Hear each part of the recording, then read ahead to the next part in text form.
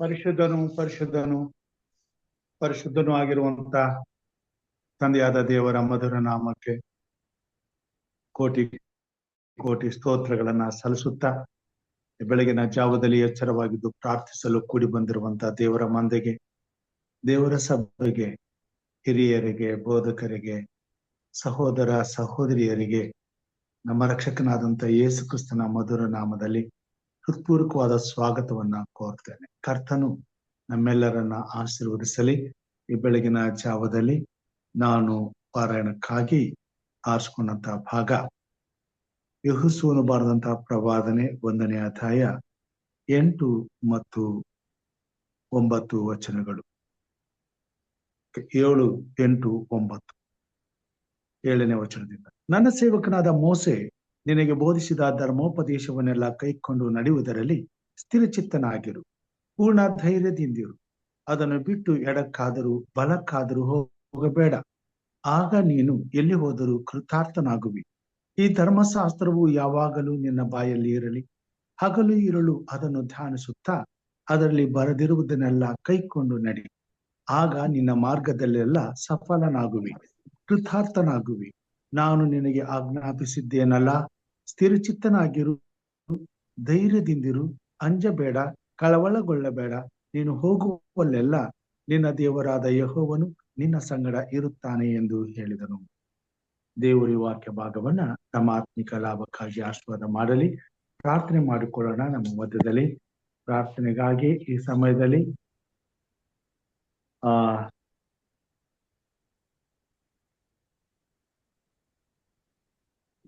ಸಹೋದರಿ ರಶ್ಮಿ ಅವರಿದ್ದಾರೆ.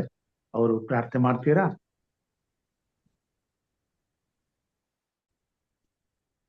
ಅಂಕಲ್ ಪ್ರಾರ್ಥನೆ ಮಾಡಿ.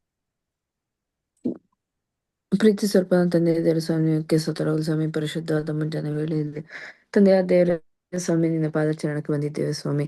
ಎಲ್ಲಿ 2-3 ಸೇರಿ ಬರುತ್ತಾರೋ ಅಂತರ ಮಧ್ಯದಲ್ಲಿ ಇರುತ್ತೇನೆ ವಾಗ್ದಾನ ಮಾಡಿದ ನಂಬಿಗಸ್ತನಾದ ದೇವರೇ ನಿಂಗೆ ಸ್ತೋತ್ರ.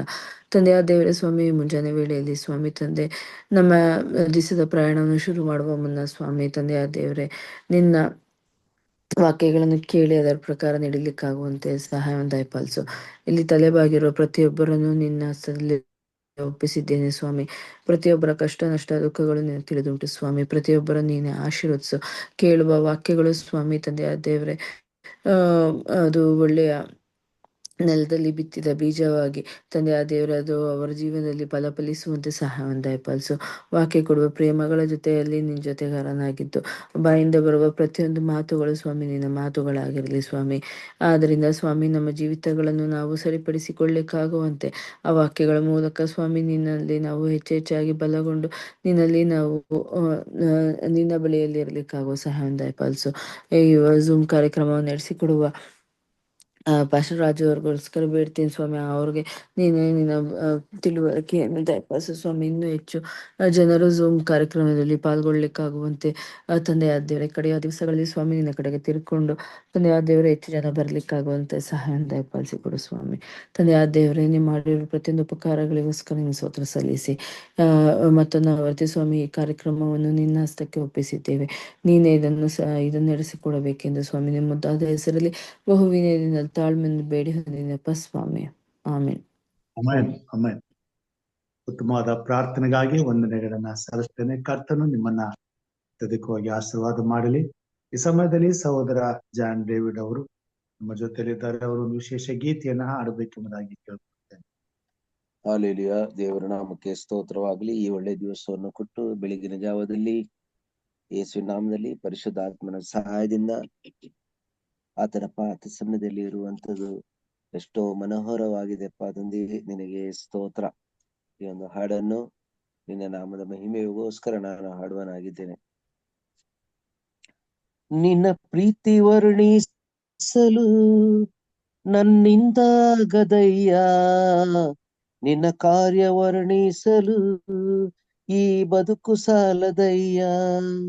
ನಿನ್ನ ಪ್ರೀತಿ ವರ್ಣಿಸಲು ನನ್ನಿಂದಾಗದಯ್ಯ, ನಿನ್ನ ಕಾರ್ಯ ವರ್ಣಿಸಲು ಈ ಬದುಕು ಸಾಲದಯ್ಯ. ತಂದೆ ದೇವಾ ನನ್ನ ಆನಂದವೇ. ನಿನ್ ಮಡಿಲಲ್ಲಿ ನನಗೆ ಸುಖವು, ತಂದೆ ದೇವಾ ನನ್ನ ಆನಂದವೇ. ನಿನ್ ಮಡಿಲಲ್ಲಿ ನನಗೆ ಸುಖವು, ತಂದೆ ದೇವಾ ತಂದೆ ದೇವಾ ನನ್ ಸರ್ವ ನೀನಯ್ಯ. ನೀನಿದ್ದರೆ ನನಗೆ ಸಾಕು, ತಂದೆ ದೇವಾ ತಂದೆ ದೇವಾ ನನ್ ಸರ್ವ ನೀನಯ್ಯ. ನೀನಿದ್ದರೆ ನನಗೆ ಸಾಕು.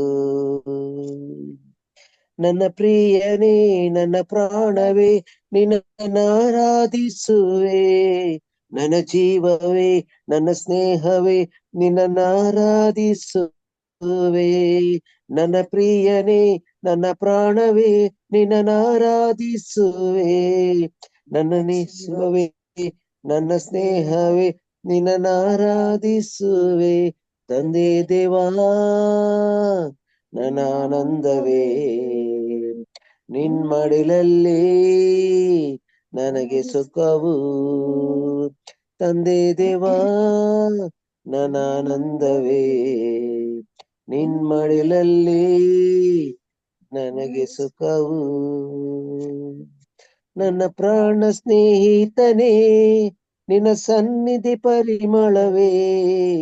ಸಿಹಿ ಜೇನಿಗಿಂತ ನಿನ್ನ ಪ್ರೀತಿ ಎಷ್ಟು ಮಧುರ. ನನ್ನ ಪ್ರಾಣ ಸ್ನೇಹಿತನೇ ನಿನ್ನ ಸನ್ನಿಧಿ ಪರಿಮಳವೇ. ಸಿಹಿ ಜೇನಿಗಿಂತ ನಿನ್ನ ಪ್ರೀತಿ ಎಷ್ಟು ಮಧುರ. ತಂದೆ ದೇವಾ ನನ್ನ ಆನಂದವೇ. ನಿನ್ ಮಡಿಲಲ್ಲಿ ನನಗೆ ಸುಖವು, ತಂದೆ ದೇವಾ ನನ್ನ ಆನಂದವೇ. ನಿನ್ ಮಡಿಲಲ್ಲಿ ನನಗೆ ಸುಖವು, ತಂದೆ ದೇವಾ ತಂದೆ ದೇವಾ ನನ್ ಸರ್ವ ನೀನಯ್ಯ. ನೀನಿದ್ದರೆ ನನಗೆ ಸಾಕು, ತಂದೆ ದೇವಾ ತಂದೆ ದೇವಾ ನನ್ ಸರ್ವ ನೀನಯ್ಯ. ನೀನಿದ್ದರೆ ನನಗೆ ಸಾಕು. ದೇವರ ನಾಮಕ್ಕೆ ಸ್ತೋತ್ರವಾಗಲಿ. ಆಮೆನ್. ಉತ್ತಮವಾದಂತಹ ಹಾಡಿಗಾಗಿ ಸಹೋದರ ಜಾನ್ ಡೇವಿಡ್ ಅವರಿಗೆ ನಾನು ವಂದನೆಗಳನ್ನ ಸಲ್ಲಿಸ್ತೇನೆ. ಕರ್ತನು ನಿಮ್ಮನ್ನ ಆಶೀರ್ವಾದ ಮಾಡಲಿ. ಈ ಸಮಯದಲ್ಲಿ ಸಂದೇಶಕ್ಕಾಗಿ ನಮ್ಮ ಮಧ್ಯದಲ್ಲಿ ನಮ್ಮ ಹಿರಿಯರಾದಂತಹ ಹೇಮಲತಾ ಭಕ್ತರಾಜಮ್ ಅವರು ಇದ್ದಾರೆ. ಅವರು ನಮ್ಮೊಟ್ಟಿಗೆ ಎಷ್ಟೋ ಸಂದೇಶಗಳನ್ನ ಹಂಚಿಕೊಂಡಿದ್ದಾರೆ. ಕರ್ತನು ಅವರನ್ನ ಆತ್ಮಿಕವಾಗಿ ಬಲಪಡಿಸಿ ತನ್ನ ಮಹಿಮೆಗಾಗಿ ಅದ್ಭುತವಾಗಿ ಉಪಯೋಗಿಸಿಕೊಳ್ಳುತ್ತಿರುವ ಹಾಗೆ ಹೆಚ್ಚಿನ ಆಶೀರ್ವಾದಗಳನ್ನ ನೀಡಿ ಈ ದಿನ ನಮ್ಮೊಟ್ಟಿಗೆ ಬರುವಂತೆ ಕಾರ್ಯ ಮಾಡುವುದಕ್ಕಾಗಿ ದೇವರಿಗೆ ಸ್ತೋತ್ರವನ್ನ ಸಲ್ಲಿಸುತ್ತಾ ಈ ಸಮಯದಲ್ಲಿ ದೇವರ ವಾಕ್ಯವನ್ನ ಹಂಚಲು ಅವರನ್ನ ಈ ಕಾರ್ಯಕ್ರಮದ ಮುಖಾಂತರವಾಗಿ ಯೇಸು ಕ್ರಿಸ್ತನ ಮಧುರ ನಾಮದಲ್ಲಿ ಹೃತ್ಪೂರ್ವಕವಾಗಿ ಸ್ವಾಗತಿಸ್ತೇನೆ. ಅಮ್ಮ, ಇದು ನಿಮ್ಮ ಸಮಯ. ದೇವರ ವಾಕ್ಯವನ್ನ ಹಂಚಬೇಕೆಂಬುದಾಗಿ ತಮ್ಮಲ್ಲಿ ಕೇಳ್ಕೊಳ್ತೇನೆ. ವಂದನೆಗಳು ಫಸ್ಟ್ ಈ ಅವಕಾಶನ ಒದಗಿಸಿಕೊಟ್ಟದಕ್ಕಾಗಿ ಮೊಟ್ಟ ಮೊದಲು ದೇವರಿಗೆ ಸ್ತೋತ್ರ ಕೃತಜ್ಞತೆಗಳನ್ನು ಸಲ್ಲಿಸ್ತೇನೆ. ಹಾಗೂ ಈ ಒಂದು ವೇದಿಕೆಯಲ್ಲಿ ಮಾತನಾಡ್ಲಿಕ್ಕೆ ಅವಕಾಶ ಕೊಟ್ಟಂತ ತಮಗೂ ಕೂಡ ನನ್ನ ಹೃತ್ಪೂರ್ವಕವಾದ ವಂದನೆಗಳನ್ನು ಸಲ್ಲಿಸ್ತೇನೆ, ಕೃತಜ್ಞತೆಗಳನ್ನು ಸಲ್ಲಿಸ್ತೇನೆ. ಹಾಗೂ ಕೂಡಿ ಬಂದಂತ ತಮ್ಮೆಲ್ಲರಿಗೂ ಈ ಒಂದು ಹೊಸ ವರ್ಷದಲ್ಲಿ ಶುಭಾಶಯಗಳನ್ನು ಕೋರುವುದರ ಮೂಲಕ ಎಲ್ಲರನ್ನ ಆಹ್ವಾನಿಸುವಂತವಳಾಗಿದ್ದೇನೆ. ದೇವರು ಈ ಒಂದು ಸಂದೇಶವನ್ನ ನೀಡಲು ನಮ್ಮ ಜೊತೆಯಲ್ಲಿ ಮಾತನಾಡುವ ಹಾಗೆ ನಾವು ಮೊದಲು ದೇವರ ಸನ್ನಿಧಿಗೆ ನಮ್ಮನ್ನು ಒಪ್ಪಿಸಿಕೊಟ್ಟು ಸಣ್ಣ ಪ್ರಾರ್ಥನೆ ಮೂಲಕ ಈ ಒಂದು ವಾಕ್ಯಗಳನ್ನ ಅರಿಯೋಣ. ಪ್ರಾರ್ಥನೆ ಮಾಡೋಣ.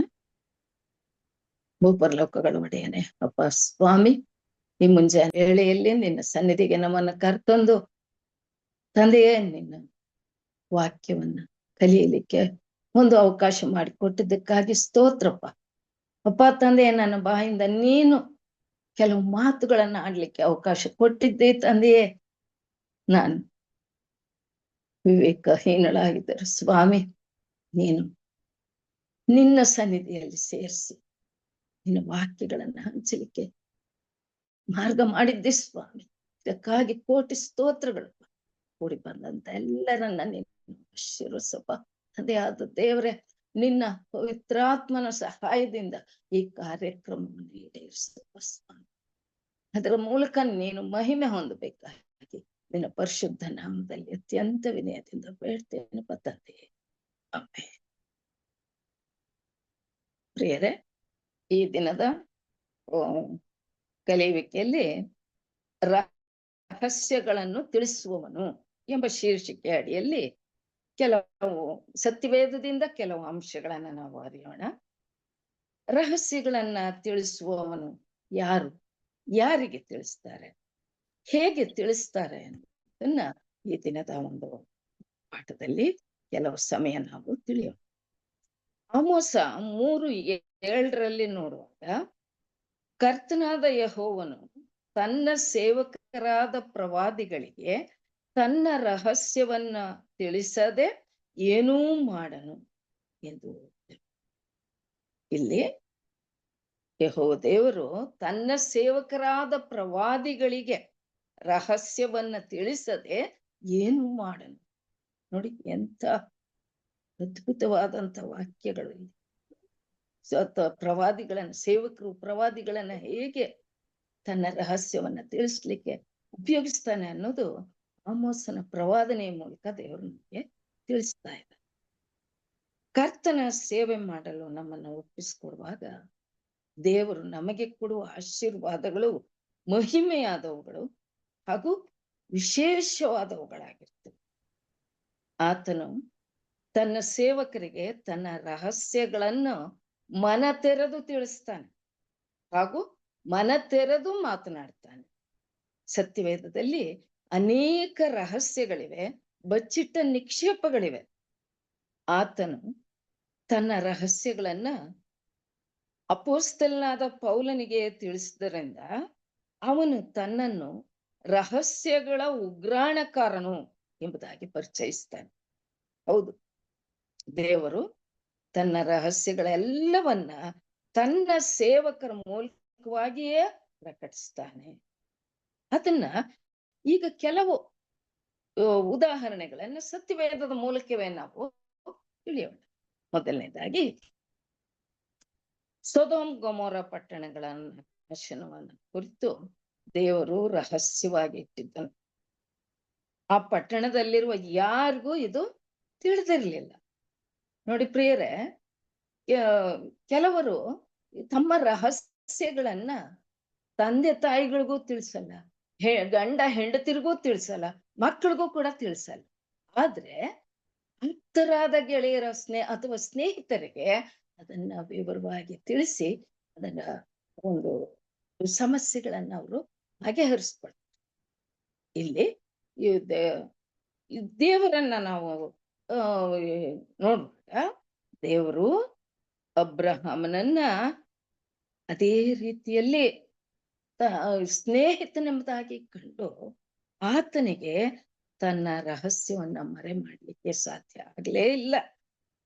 ಯಾಕೆ ಅಂತಂದ್ರೆ ಅಬ್ರಹಾಮನು ದೇವರಿಗೆ ವಿಧೇಯನಾಗಿ, ದೋಷವಿಲ್ಲದವನಾಗಿ, ನಂಬಿಗಸ್ತನಾಗಿ ನಡ್ಕೊಂಡದ್ರಿಂದ ದೇವರು ಅವನನ್ನ ಸ್ನೇಹಿತನಂತೆ ಪರಾಮರಿಸಿ ಅವನಿಗೆ ತನ್ನ ಒಂದು ರಹಸ್ಯವನ್ನ ಮರೆ ಮಾಡದೆ ತಿಳಿಸ್ತಾನೆ. ಅಂದ್ರೆ ಸೊದೋಮ್ ಗೊಮೋರ ಪಟ್ಟಣಗಳ ನಾಶನವನ್ನ ಕುರಿತು ದೇವರು ಅಬ್ರಹಾಮನಿಗೆ ತಿಳಿಸುವುದನ್ನ ನಾವು ಆದಿಕಾಂಡ 18ನೇ ಅಧ್ಯಾಯ 17ನೇ ವಚನದಲ್ಲಿ ನಾವು ನೋಡ್ಬೋದು. ಅಂದ್ರೆ ಯೆಹೋವ ದೇವರು ಸೊದೋಮ್ ಗೊಮೋರ ಪಟ್ಟಣಗಳನ್ನ ನೋಡ್ತಾ ಬರುವಾಗ ಮಧ್ಯದಲ್ಲಿ ಅಬ್ರಹಾಮನನ್ನ ಸಂಧಿಸ್ತಾರೆ. ಆಗ ಯೆಹೋವನು ತನ್ನೊಳಗೆ ಹೇಳ್ಕೊತಾರೆ, ನೋಡಿ, ನಾನು ಮಾಡಬೇಕೆಂದಿರುವ ಕಾರ್ಯವನ್ನು ಅಬ್ರಹಾಮನಿಗೆ ಮರೆ ಮಾಡುವುದು ಸರಿಯೇ ಹಾಗೆ ದೇವ್ರು ತನಗ್ತಾನೆ ಪ್ರಶ್ನೆ ಹಾಕೊಳ್ತಾರೆ. ಅಂದ್ರೆ ಅಬ್ರಹಾಮನ ಜೊತೆಯಲ್ಲಿ ಎಷ್ಟು ನಿಕಟವಾದ ಸಂಬಂಧವನ್ನ ಹೊಂದಿದ್ರು ದೇವರು. ಆದ್ರಿಂದ ಆ ರಹಸ್ಯವನ್ನ ಅಬ್ರಹಾಮನಿಗೆ ತಿಳಿಸುವುದನ್ನ ನಾವಿಲ್ಲಿ ಅಂದ್ರೆ ಅಬ್ರಹಾಮನು ಕೂಡ ದೇವರಿಗೆ ವಿಧೇಯನಾಗಿ, ನಂಬಿಗಸ್ತನಾಗಿ, ದೋಷವಿಲ್ಲದವನಾಗಿ ನಡ್ಕೊಂಡೋದ್ರಿಂದ ದೇವರು ಅವನನ್ನ ತನ್ನ ಸ್ನೇಹಿತನಂತೆ ಕಂಡು ಅವನಿಗೆ ತಾನು ಮಾಡ್ಬೇಕೆಂದಿರುವಂತ ಕಾರ್ಯ ಅಂದ್ರೆ ರಹಸ್ಯ ಕಾರ್ಯವನ್ನ ತಿಳಿಸ್ತಾನೆ ಅನ್ನೋದನ್ನ ಇಲ್ಲಿ ನಾವು ತಿಳಿಯಬಹುದು. ಹಾಗೆ ನಾವು ಪ್ರಾರ್ಥನೆಯಲ್ಲಿ ಮನಸ್ಸು ಬಿಚ್ಚಿ ಮಾತನಾಡುವಾಗ ಕರ್ತನು ಕೂಡ ತನ್ನ ಹೃದಯ ಬಿಚ್ಚಿ ನೋಡ್ರಿ, ನಾವು ಎಷ್ಟು ಮನ ಬಿಚ್ಚಿ ದೇವರ ಜೊತೆಯಲ್ಲಿ ಮಾತನಾಡ್ತೇವೆ, ದೇವರು ಕೂಡ ಹೃದಯ ತೆರೆದು ನಮ್ಮೊಟ್ಟಿಗೆ ಮಾತನಾಡುವಲ್ಲದೆ ಬಚ್ಚಿಟ್ಟಿರುವಂತ ಅನೇಕ ನಿಧಿ ನಿಕ್ಷೇಪಗಳನ್ನ ನಮಗೆ ತಿಳಿಸ್ಕೊಡ್ತಾನೆ. ಈಗ ಉದಾಹರಣೆಗೆ ಈ ಫರೋಹನು ರಾತ್ರಿಯಲ್ಲಿ ಮಲಗಿದ್ದಾಗ ಅವನಿಗೊಂದು ಕನಸು ಬೀಳುತ್ತೆ. ಆ ಕನಸಿನಲ್ಲಿ ಒಳ್ಳೆ ಪುಷ್ಟಿಯುಳ್ಳ ತೆನೆಗಳು, ಮೊದಲನೇದಾಗಿ ಒಳ್ಳೆ ಲಕ್ಷಣವಾದ 7 ಕೊಬ್ಬಿದ ಆಕಳುಗಳು ನೈಲ್ ನದಿ ಒಳಗಿಂದ ಬಂದು ಆ ಹುಲ್ಲಿನ ಮೇಲೆ ಮೇಯ್ತಾ ಇದ್ವು, ಆ ಹುಲ್ಲಿನಲ್ಲಿ ಮೇಯ್ತಾ ಇದ್ವು. ಅವುಗಳ ಹಿಂದೆ ಮೈ ಒಣಗಿದಂತ ಬಡಕಲಾದಂತ 7 ಆಕಳುಗಳು ನದಿಯೊಳಗಿಂದ ಬಂದು ಮೊದಲು ಕಾಣಿಸಿದಂತ ಲಕ್ಷಣವಾದ ಪುಷ್ಟಿಯಾದ ಆ ಕೊಬ್ಬಿದ ಆಕಳುಗಳನ್ನ ತಿಂದು ಹಾಕ್ಬಿಡ್ತವೆ. ಇದನ್ನ ನೋಡಿ ಇವನಿಗೆ ಫರೋಹನಿಗೆ ಒಂದು ರೀತಿಯಲ್ಲಿ ಆಶ್ಚರ್ಯ ಆಗುತ್ತೆ. ಇದನ್ನೇ ಯೋಚನೆ ಮಾಡ್ತಾ ಇವನು ಹಾಗೆ ನಿದ್ರೆ ಹೋಗ್ಬಿಡ್ತಾನೆ. ಮತ್ತೆ ನಿದ್ರೆ ಹೋದಾಗ ಮತ್ತೆ ಒಂದು ಕನಸು ಬೀಳುತ್ತೆ. ಅಲ್ಲಿ ಒಳ್ಳೆ ಪುಷ್ಟಿಯುಳ್ಳ 7 ತೆನೆಗಳು ಒಂದೇ ದಂಟಿನಲ್ಲಿ ಹುಟ್ಟಿದ್ವು. ಅವುಗಳ ಹಿಂದೆ ಈ ಮೂಡಣ ಗಾಳಿಯಿಂದ ಕೆಟ್ಟು ಬತ್ತು ಹೋಗಿದ್ದಂತ 7 ತೆನೆಗಳು ಮೊಳೆತು ಬಂದು ಪುಷ್ಟಿಯುಳ್ಳ ಆ ಒಂದು 7 ತೆನೆಗಳನ್ನ ತಿಂದು ಬಿಡ್ತವೆ. ಹೀಗೆ ಕಾಣಿಸುವಷ್ಟರಲ್ಲಿ ಫರೋಹನ್ಗೆ ಎಚ್ಚರವಾಗೋಗುತ್ತೆ. ಇದೇನಪ್ಪ, ಇಂಥ ಒಂದು ಒಗಟಾದ ಕನಸನ್ ಕಂಡಿದ್ದೇನಲ್ಲ, ಇದೇನಿದು ಹಾಗಂತ ಅವನಿಗೆ ಆಶ್ಚರ್ಯ ಆಗುತ್ತೆ. ಒಗಟಾಯ್ತೆ ಎರಡೂ ಕೂಡ, ಈ 7 ಆಕಳುಗಳು ಮತ್ತು 7 ತೆನೆಗಳು ಇವೆರಡೂ ಕೂಡ ಒಂದಕ್ಕೊಂದು ಸಂಬಂಧವನ್ನ ಹೊಂದಿರುವಂತ ಒಂದು ಇದಾಗಿದೆಯಲ್ಲ, ಇದೇನು ಅರ್ಥವೇ ಆಗಲ್ವಲ್ಲ ಹಾಗಂತ ಹೇಳಿ ತನ್ನ ಆಸ್ಥಾನದಲ್ಲಿದ್ದಂತ ತನ್ನ ದೇಶದಲ್ಲಿದ್ದಂತ ಎಲ್ಲ ವಿದ್ವಾಂಸರು, ಪಂಡಿತರು ಮತ್ತು ತಿಳಿದಂಥವ್ರು ಎಲ್ಲರನ್ನೂ ಕರ್ಸಿ ಕೇಳ್ತಾನೆ, ನನಗೆ ಈ ಕನಸಿನ ಅರ್ಥ ಹೇಳ್ಬೇಕು. ಯಾರಿಂದಲೂ ಹೇಳಲಿಕ್ಕೆ ಸಾಧ್ಯವಾಗಲ್ಲ. ಆದ್ರೆ ಕರ್ತನು ಆ ರಹಸ್ಯವನ್ನ ತನ್ನ ಸೇವಕನಾದಂಥ ಯೋಸೇಫನಿಗೆ ಪ್ರಕಟಿಸಿದನು. ನೋಡಿ, ಯೋಸೇಫನು ದೇವರ ಸೇವಕನಾಗಿದ್ದರಿಂದ ಯೋಸೇಫನಿಗೆ ತನ್ನ ಆ ಒಂದು ಫರೋಹನ ಕನಸಿನ ಅರ್ಥವನ್ನ, ರಹಸ್ಯವನ್ನ ತಿಳಿಯಪಡಿಸಿತು. ಹಾಗೆಯೇ ಈ ನೆಬೂಕದ್ನೆಚ್ಚರನಿಗೂ ಕೂಡ ಒಂದು ರಾತ್ರಿಯಲ್ಲಿ ಮಲಗಿದ್ದಾಗ ಒಂದು ಕನಸು ಬಿಡುತ್ತೆ. ಅದು ಒಂದು ಅದ್ಭುತ ಪ್ರತಿಮೆಯ ಕುರಿತಾದಂತ ಒಂದು ಕನಸಾಗಿರುತ್ತೆ. ಆ ಕನಸನ್ನ ನೋಡಿ ಅವನು ಕಳವಳಗೊಳ್ತಾನೆ. ಇದೇನಪ್ಪ, ಭಯ ಕೂಡ ಆಗುತ್ತೆ. ಭಯ ಆಗಿ ಬ್ಯಾಬಿಲೋನ್ ನಲ್ಲಿದ್ದಂತ ಎಲ್ಲ ಜೋಯಿಸರು, ಮಂತ್ರವಾದಿಗಳು, ಮಾಟಗಾರರು, ಪಂಡಿತರು ಯಾರ್ಯಾರು ಈ ಕನಸಿನ ಅರ್ಥವನ್ನ ಬಿಚ್ಚುವಂತವ್ರು ಇರ್ತಾರೋ, ಏನೋ ಒಂದು ಆ ಕನಸನ್ನು ಮತ್ತು ಆ ಕನಸಿನ ಅರ್ಥವನ್ನ ನೀವು ಹೇಳ್ಬೇಕು ಎಂಬುದಾಗಿ ಅವನು ಎಲ್ರಿಗೂ ಕೇಳ್ತಾನೆ. ಆದ್ರೆ ಯಾರಿಂದಲೂ ಕನಸನ್ನು ಹೇಳಕ್ಕಾಗಲ್ಲ, ಕನಸಿನ ಅರ್ಥವನ್ನು ಕೂಡ ಹೇಳಲಿಕ್ಕೆ ಸಾಧ್ಯವ. ಅದೇ ಸಮಯದಲ್ಲಿ ಕರ್ತನು ದಾನಿಯೇಲನಿಗೆ ಆ ಕನಸಿನ ಅರ್ಥವನ್ನ ತಿಳಿಸ್ತಾನೆ. ಯಾಕೆ ಅಂತಂದ್ರೆ ದಾನಿಯೇಲನಲ್ಲಿ ಪರಿಶುದ್ಧ ದೇವರ ಆತ್ಮವು ನೆಲೆಗೊಂಡಿತ್ತು. ಹಾಗಾಗಿ ದೇವರು ಅವನ ಮೂಲಕ ಕನಸಿನ ಅರ್ಥವನ್ನ ತಿಳಿಸ್ತಾನೆ ಇವನಿಗೆ, ನೆಬೂಕದ್ನೆಚ್ಚರನಿಗೆ. ಅದೇ ರೀತಿಯಲ್ಲಿ ಇವನು ಬೆಲ್ತಶಚ್ಚರನೆಂಬ ಹೆಸರುಳ್ಳ ದಾನಿಯೇಲನು ನನಗೆ ತಾನು ಕಂಡಂತ ಕನಸು, ಅಂದ್ರೆ ಕಡಿದ ಮರದ ಕನಸನ್ನ ಕಂಡಾಗ ಆ ಕನಸಿನ ಅರ್ಥವನ್ನು ಯಾರು ಹೇಳ್ತಾ ಇದ್ದಾಗ ಇವನು ದಾನಿಯೇಲನಿಗೆ ಹೇಳ್ತಾನೆ, ನೀನು ದೇವರ ಆತ್ಮ, ಪರಿಶುದ್ಧ ದೇವರ ಆತ್ಮವು ನಿನ್ನಲ್ಲಿ ತುಂಬಿದೆ ಎಂಬುದಾಗಿ ಅವನೇ ದಾನಿಯೇಲನ ಬಗ್ಗೆ ಸಾಕ್ಷಿ ಕೊಡ್ತಾನೆ. ಆಗ ಆ ಕನಸಿನ ಅರ್ಥವನ್ನ ದಾನಿಯೇಲ ನೀನೇ ಹೇಳು, ನನಗೆ ಇನ್ಯಾರಿಂದಲೂ ಸಾಧ್ಯ ಇಲ್ಲ ಅಂತ ಹೇಳ್ಕೊತ. ಹಾಗಾಗಿ ಪರಿಶುದ್ಧ ದೇವರ ಆತ್ಮ ಯಾರಲ್ಲಿರುತ್ತೋ ಅವರು ಕೂಡ ಈ ಒಂದು ರಹಸ್ಯಗಳನ್ನ ಬಯಲುಪಡಿಸುವಂತ ಶಕ್ತಿಯನ್ನ ದೇವರಿಂದ ಪಡಿತಾರೆ ಅನ್ನೋದನ್ನ ನಾವು ಇಲ್ಲಿ ತಿಳಿಯಬಹುದಾಗಿದೆ. ದೇವರ ಮಕ್ಕಳೇ, ನೀವು ಕರ್ತನನ್ನು ಪ್ರೀತಿಸಿ ಆತನ ಸೇವೆ ಮಾಡುವಾಗ ನಿಶ್ಚಯವಾಗಿಯೂ ದೇವರು ನಿಮಗೂ ಕೂಡ ದೇವರ ರಹಸ್ಯಗಳನ್ನ ಪ್ರಕಟಪಡಿಸ್ತಾನೆ. ಹಾಗೆ ಮುಂದಕ್ಕೆ ಹೋದಾಗ ಈ ಹೊಸ ಒಡಂಬಡಿಕೆಯಲ್ಲಿ ನಾವು ಬಂದಾಗ ದೇವ ಜನರಿಗೆ ಅದನ್ನ ವರವಾಗಿಯೇ ಅನುಗ್ರಹಿಸಿಕೊಟ್ಬಿಟ್ಟಾನೆ. 1 ಕೊರಿಂಥ 12 8ರಿಂದ 11ನೇ ವಚನಗಳನ್ನ ನಾವು ನೋಡುವಾಗ, ಒಬ್ಬನಿಗೆ ದೇವರ ಆತ್ಮನ ಮೂಲಕ ಜ್ಞಾನವಾಕ್ಯವು, ಒಬ್ಬನಿಗೆ ಆ ಆತ್ಮನಿಗೆ ಅನುಗುಣವಾಗಿ ವಿದ್ಯಾವಾಕ್ಯವು, ಒಬ್ಬನಿಗೆ ಆ ಆತ್ಮನಿಂದಲೇ ನಂಬಿಕೆಯು, ಒಬ್ಬನಿಗೆ ನಾನಾ ರೋಗಗಳನ್ನು ವಾಸಿ ಮಾಡುವ ವರವು, ಒಬ್ಬನಿಗೆ ಮಹತ್ತುಗಳನ್ನ ಮಾಡುವಂತಹ ವರವು, ಒಬ್ಬನಿಗೆ ಅಸತ್ಯತೆಗಳನ್ನು ವಿವೇಚಿಸುವಂತಹ ವರವು, ಹಾಗೂ ಮತ್ತೊಬ್ಬನಿಗೆ ವಿವಿಧ ವಾಣಿಗಳನ್ನಾಡುವಂತಹ ವರವು ಕೊಡಲ್ಪಟ್ಟಿದೆ. ಅಂದ್ರೆ ಒಬ್ಬರಿಗೆ ಒಂದೊಂದು ರೀತಿಯ ವರಗಳನ್ನ ದೇವರು ಕೊಟ್ಟಿರ್ತಾರೆ. ಈ ಎಲ್ಲ ವರಗಳನ್ನು ಕೂಡ ಒಬ್ಬ ಆತ್ಮನೇ ತನ್ನ ಚಿತ್ತಕ್ಕೆ ಬಂದ ಹಾಗೆ ಒಬ್ಬೊಬ್ಬನಿಗೆ ಹಂಚಿಕೊಟ್ಟು ಅವರನ್ನ ನಡೆಸ್ತಾನೆ. ಇದರಿಂದ ದೇವರ ಮಕ್ಕಳಿಗೆ ಎಲ್ಲ ರಹಸ್ಯಗಳು ಹಾಗೂ ಸಕಲ ವಿದ್ಯೆಗಳು ಕೂಡ ಕೊಡಲ್ಪಡುತ್ತವೆ ಎಂಬುದಾಗಿ ಬೇರೆ ಅಪೊಸ್ತಲನಾದ ಯೋಹಾನನ ಜೀವನ ಚರಿತ್ರೆಯನ್ನ ನಾವು ಓದಿ ನೋಡುವಾಗ, ಅವನು ಕರ್ತನ ಎದೆಗೆ ಒರಗಿಕೊಂಡಂತಹ ಒಬ್ಬ ಪ್ರೀತಿಯ ಕ್ರಿಸ್ತನ ಪ್ರೀತಿಯ ಶಿಷ್ಯನಾಗಿದ್ದನು. ಕರ್ತನು ಅವನನ್ನ ಅಪರಿಮಿತವಾಗಿ ಪ್ರೀತಿಸಿ ತನ್ನ ರಹಸ್ಯಗಳೆಲ್ಲವನ್ನ ಅವನಿಗೆ ತಿಳಿಸಿದನು. ಅವನೊಬ್ಬನನ್ನೇ ಪತ್ಮೋಸ್ ದ್ವೀಪಕ್ಕೆ ಕರ್ಕೊಂಡು ಹೋಗಿ ಪರಲೋಕವನ್ನೇ ತೆರೆದು ವರ್ತಮಾನ, ಭೂತಕಾಲ, ಭವಿಷ್ಯತ್ ಕಾಲಗಳ ವಿಷಯಗಳನ್ನ ತಿಳಿಸುವುದನ್ನ ನಾವು ಪ್ರಕಟಣೆಯ ವಿಷಯ ಎಷ್ಟು ಆಳವಾದ ಸತ್ಯಾಂಶಗಳನ್ನು ಒಳಗೊಂಡಂತ ಪುಸ್ತಕ ಆಗಿದೆ. ಇದನ್ನ ಯೋಹಾನನು ಕ್ರಿಸ್ತಶಕ 95ರಲ್ಲಿ ಪ್ರಕಟಣೆ ಪುಸ್ತಕವನ್ನ ಪತ್ಮೋಸ್ ದ್ವೀಪದಲ್ಲಿ ಬರೀತಾನೆ. ಇದು ಅಲ್ಲದೆ ಅವನು ಸುವಾರ್ಥ ಪುಸ್ತಕವನ್ನು ಕೂಡ ಬರೀತಾನೆ, ಹಾಗೂ 3 ಪತ್ರಿಕೆಗಳನ್ನು ಕೂಡ ಬರೀತಾನೆ. ಇದರ ಮೂಲಕ ಈತನು ಆಳವಾದ ಸತ್ಯಾಂಶಗಳ ಒಳಗೊಂಡಂತ ರಹಸ್ಯಗಳನ್ನ ಬಯಲುಪಡಿಸ್ಲಿಕ್ಕೆ ದೇವರ ಮೂಲಕ, ಕ್ರಿಸ್ತನ ಮೂಲಕ ಈತನು ಶಕ್ತನಾಗ್ತ.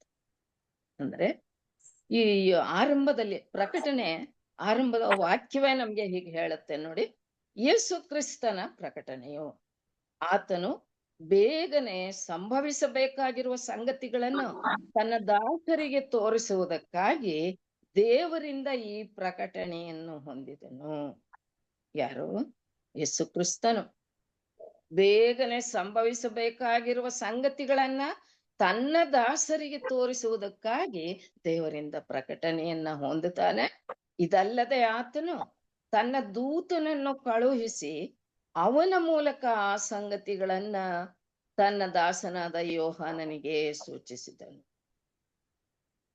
ಯೋಹಾನನು ತಾನು ಕಂಡದ್ದನ್ನೆಲ್ಲ ತಿಳಿಸುವವನಾಗಿ ದೇವರ ವಾಕ್ಯದ ವಿಷಯವಾಗಿಯೂ ಯೇಸು ಕ್ರಿಸ್ತನು ಹೇಳಿದ ಸಾಕ್ಷಿಯ ವಿಷಯವಾಗಿಯೂ ಸಾಕ್ಷಿ ಕೊಟ್ಟನು. ಆ ಸಾಕ್ಷಿ ಎಲ್ಲ ನಮಗೆ ಪ್ರಕಟಣೆ ಪುಸ್ತಕದಲ್ಲಿ ಸಿಗುತ್ತೆ. ಹಾಗೂ ಆತನ ಜೀವಿತದ ಯೇಸು ಕ್ರಿಸ್ತನ ಸಾಕ್ಷಿ ಬಗ್ಗೆ ಸುವಾರ್ತೆಗಳಲ್ಲಿ ಸಿಗುತ್ತೆ. ಯೋಹಾನನ ಸುವಾರ್ತೆಯಲ್ಲೇ ತಿಳಿಸ್ತಾನೆ, ಮತ್ತು 3 ಪತ್ರಿಕೆಗಳಲ್ಲೂ ಕೂಡ ಆತನು ದೇವರ ವಾಕ್ಯದ ವಿಷಯವಾಗಿ ತಿಳಿಸ್ತಾನೆ. ಹೀಗಾಗಿ ದೇವಜನರೇ, ದೇವರು ನಿಮ್ಗೂ ಕೂಡ ಪ್ರಕಟಣೆಗಳನ್ನ ನೀವು ಕೂಡ ಕರ್ತನ ಮಹಿಮೆಯಾದ ಸೇವೆ ಮಾಡೋದಾದ್ರೆ ದೇವರು ತನ್ನ ಒಂದು ರಹಸ್ಯಗಳನ್ನ ತಿಳಿಸುವಾತನಾಗಿದ್ದಾನೆ. ಸೇವೆ ಮಾಡೋದು ಅಂತಂದ್ರೆ ಅದು ದೊಡ್ಡ ಮಟ್ಟದಲ್ಲೂ ಇರಬಹುದು ಅಥವಾ ಸಣ್ಣ ಪ್ರಮಾಣದ್ದು ಕೂಡ ಆಗಿರುತ್ತೆ. ಅಂದ್ರೆ ಕೇವಲ ಇದು ಬೋಧನೆ ಮಾಡದೆ ಮಾತ್ರ ಅಲ್ಲ, ಇಲ್ಲಿ ದೇವರು ಕೊಟ್ಟಂತ ತಲಾಂತುಗಳನ್ನ ವರಗಳನ್ನ ಕರ್ತನ ಸೇವೆಗಾಗಿ ನಿಷ್ಠೆಯಿಂದ ನಾವು ಉಪಯೋಗಿಸೋದು ಅದು ಒಂದು ಸೇವೆಯ ರೂಪವಾಗಿರುತ್ತೆ. ಅಂದ್ರೆ ಅದರಲ್ಲಿ ಬೋಧನೆ ಮಾಡೋದೇ ಸೇವೆ ಅಂತ ನಾವು ತಿಳ್ಕೊಳ್ಬಾರ್ದು. ಅದು ಒಂದು ಭಾಗ ಅಲ್ಲದೆ ಹಾಡುವುದು, ಹಾಡಿ ಸ್ತೋತ್ರ ಮಾಡಿ ಆತನನ್ನ ಆರಾಧಿಸುವುದು ಕೂಡ ಒಂದು ಸೇವೆಯಾಗುತ್ತೆ.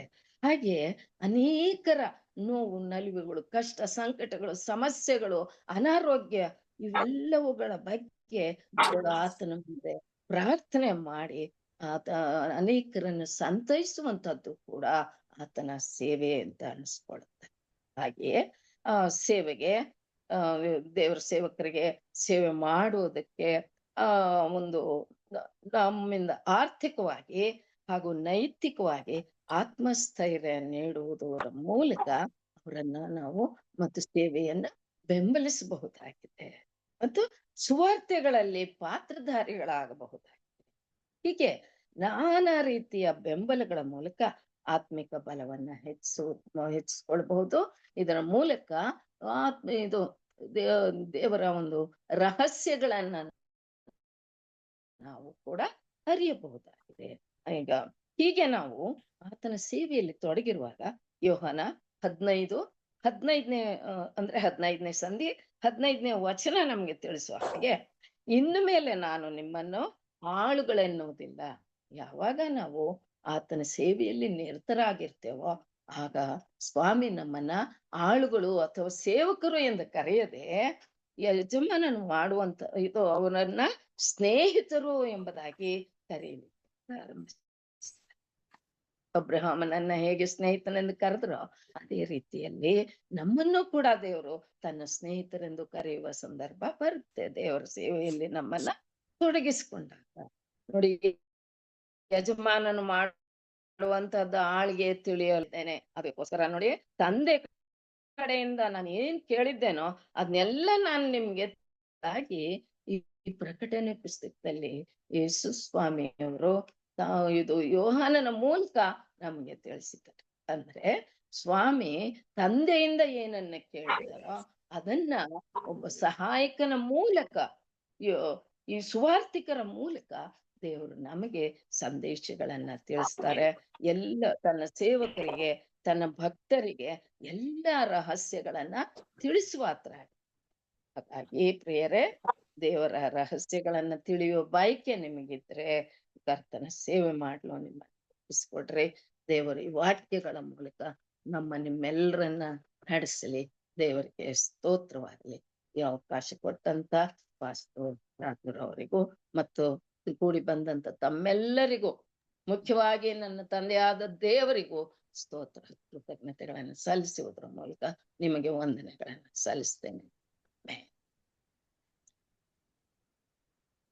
ಉತ್ತಮವಾದಂತಹ ಸಂದೇಶಕ್ಕಾಗಿ ಹಿರಿಯರಾದಂತಹ ಹೇಮಲತಾ ಭಕ್ತರಾಜಂ ಅವರಿಗೆ ವಂದನೆಗಳನ್ನ ಸಲ್ಲಿಸ್ತೇನೆ. ಕರ್ತನು ನಿಮ್ಮನ್ನು, ಕುಟುಂಬ ಮಕ್ಕಳನ್ನು ಮಾಡುವಂತ ಸೇವೆಯನ್ನು ಅತ್ಯಧಿಕವಾಗಿ ಆಶೀರ್ವದಿಸಿ ತನ್ನ ಮಹಿಮೆಗಾಗಿ ಉಪಯೋಗಿಸಲೆಂದು ಪ್ರಾರ್ಥಿಸುತ್ತಾ ಈಗ ನಾವು ಪ್ರಾರ್ಥನೆಗೆ ಹೋಗೋಣ.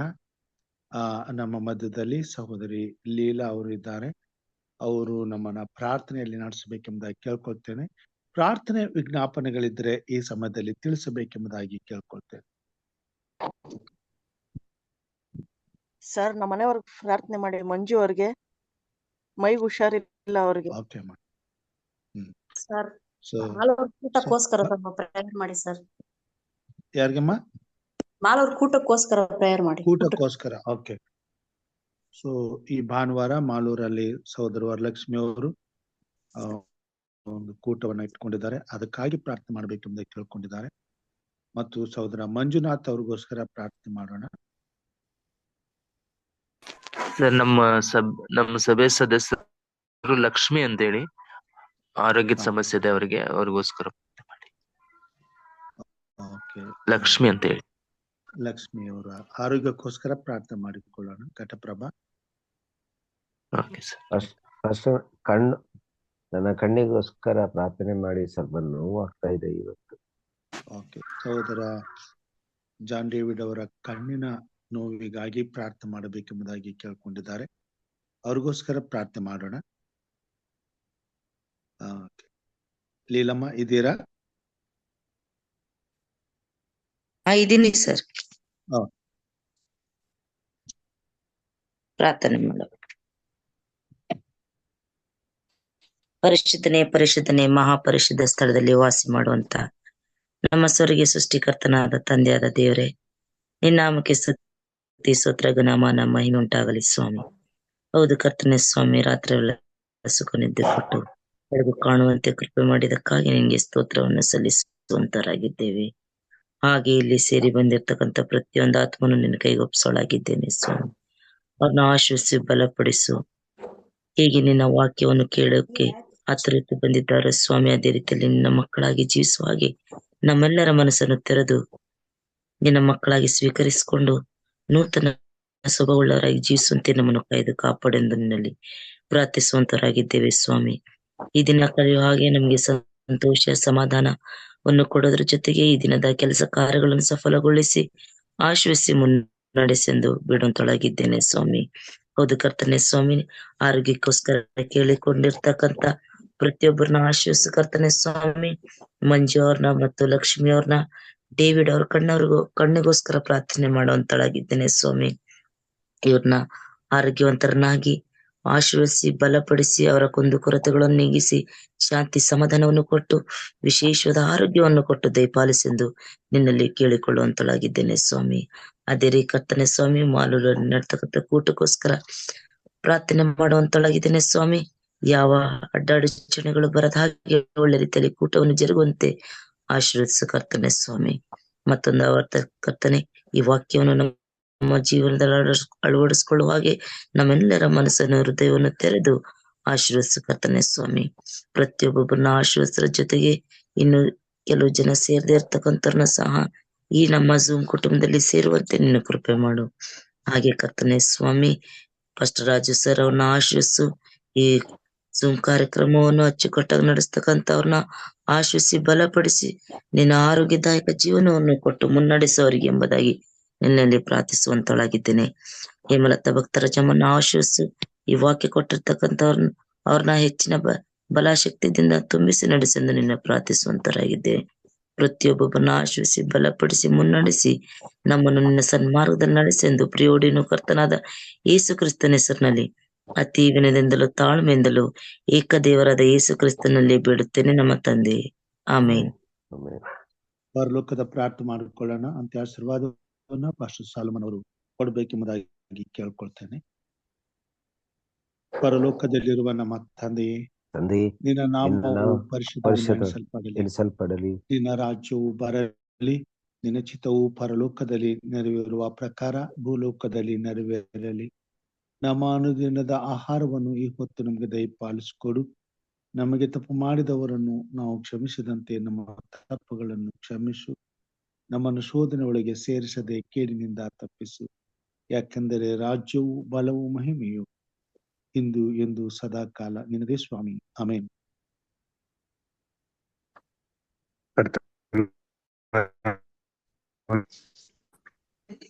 ಈಗ ನಮ್ಮ ಕರ್ತನಾದ ಯೇಸು ಕ್ರಿಸ್ತನ ಕೃಪೆಯು, ತಂದೆಯಾದ ದೇವರ ಪ್ರೀತಿಯು, ಪವಿತ್ರಾತ್ಮನ ಪ್ರಸನ್ನತೆ, ನಡೆಸುವಿಕೆ ಹಾಗೂ ಸಂರಕ್ಷಣೆಯು ಈ ಝೂಮ್ ಮಾಧ್ಯಮದಲ್ಲಿ ಸೇರಿರುವಂತ ಪ್ರತಿಯೊಬ್ಬ ನಿನ್ನ ಮಕ್ಕಳ ಮೇಲೆಯೂ ಹಾಗೂ ಇಂದು ವಾಕ್ಯವನ್ನು ಹಂಚಿಕೊಟ್ಟಂತ ಹಿರಿಯರಾದಂತ ಹೇಮಲತಾ ಭಕ್ತರಾಜಮ್ಮನವರ ಮೇಲೆಯೂ, ಅವರ ಕುಟುಂಬದ ಎಲ್ಲಾ ಸದಸ್ಯರುಗಳ ಮೇಲೆಯೂ, ನಮ್ಮೆಲ್ಲರ ಮೇಲೆಯೂ ನಿನ್ನ ವಿಶೇಷವಾದಂತ ಆಶೀರ್ವಾದ ಇಂದು ಎಂದಿನ ನಿತ್ಯ ನಿರಂತರಕ್ಕೂ ನೆಲೆಯಾಗಲಿ ಸ್ವಾಮಿ, ಆಮೇನ್.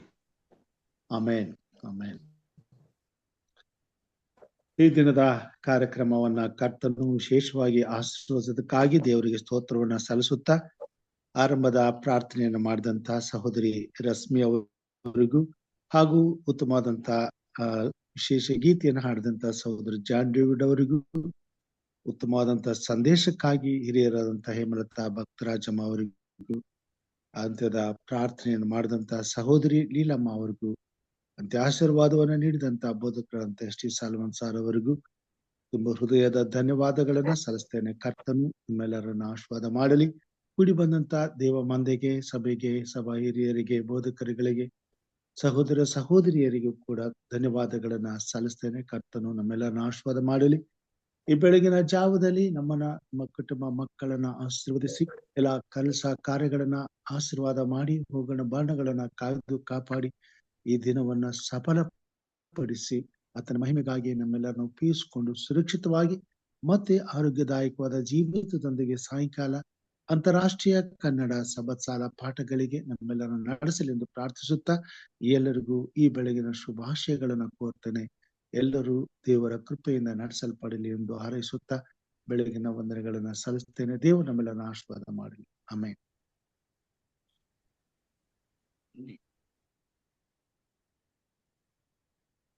Thank you pastor. Thank you. Lokesh ಅವರೇ,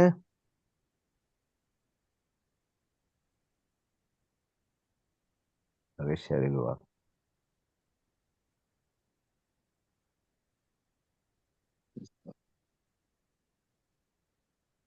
ಎಲ್ಲರಿಗೂ ಶುಭೋದಯ.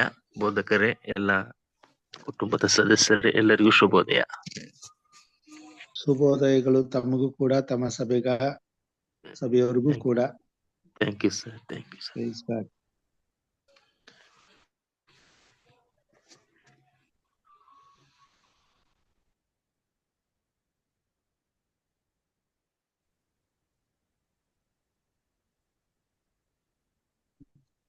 Good morning, Pastor.